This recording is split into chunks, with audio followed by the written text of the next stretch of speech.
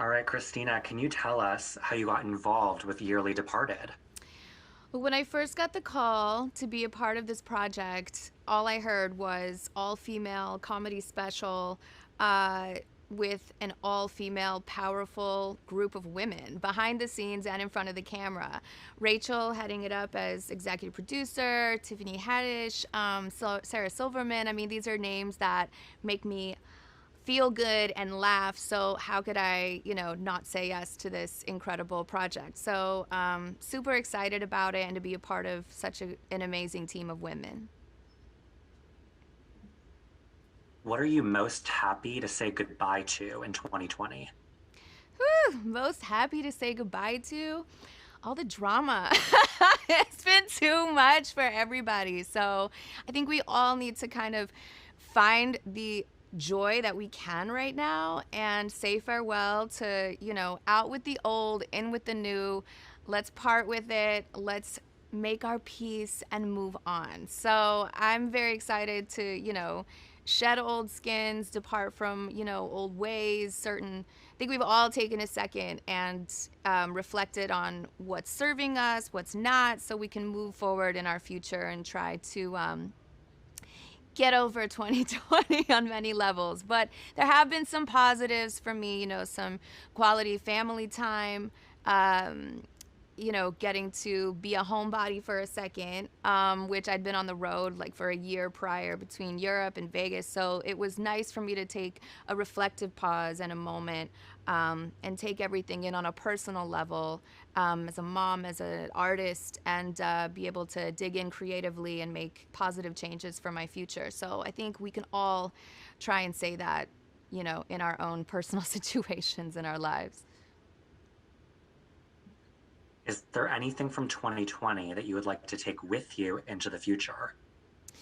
Um, I will say when everything paused and everything stopped for a moment, it was a breath of fresh air, getting that quality time in with the kids, not having to be on the road as much, through travel between different countries. It'd been a lot the year prior. So for me, I think remembering those amazing moments to be with my kids, the family time, all the moments I got to just pause and reflect and stop the clock to embrace, all the positives and look at maybe what doesn't feel good and what doesn't serve you, and make changes for the better. So I hope to bring that positivity to the next year, but hopefully with everything sort of aligning in the world on a more positive, hopeful note.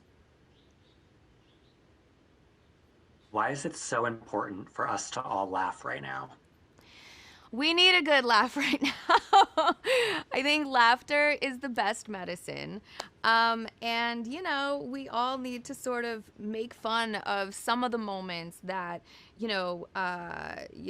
make light of some things that we can laugh about, that we can just sort of unite on some level of laughter and find the joy in what we can. At this time of year, we can't always be together. But there's something to be said about being able to, have a laugh together. It's something we can always all come together as a common thread to be able to find some common ground with. Did you learn anything new in 2020? I learned how to get on Zoom calls and make that happen. I'm a gamer, so I'm good with tech as far as certain gaming and Nintendo and all that stuff. But, as a tech person in that world, I was in over my head, and people are still trying to tell me how to learn to do it. So it's a whole like the lighting and like there's a whole thing to it. So it's a lot of fuss, but that has been a little bit of a positive. Everybody kind of like getting in those square boxes together and, you know, saying what the F sometimes. We're all in it together. So And last question, if you had to deliver a eulogy for 2020, what would it be? I think it's really simple. Out with the old, in with the new. So we're just gonna keep it really basic and say that. There's many things to reflect on, but yeah, let's reflect on moving forward. All right, thank you. Thank you.